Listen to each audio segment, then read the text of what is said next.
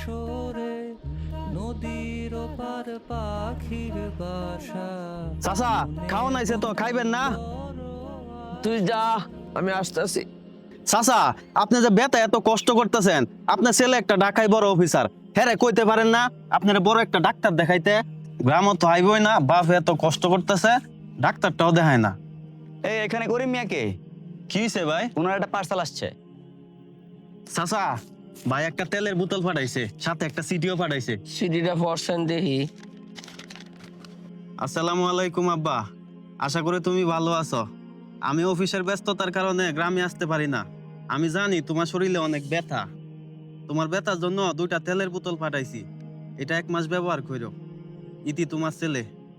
চাচা এটা ব্যথার তেল, আপনি নন, আপনার একটু মালিশ করে দেই। বড় ভাই যখন পাঠাইছে ভালো জিনিসই পাঠাইছে, আপনি 7 দিন ব্যবহার করে দেখেন, ভালো হইব।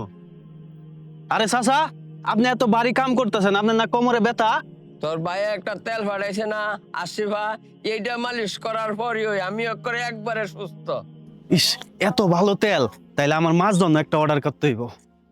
মানব সেবা ও ব্যথা মুক্তির জন্য এখনই অর্ডার করুন আশফার পণ্য।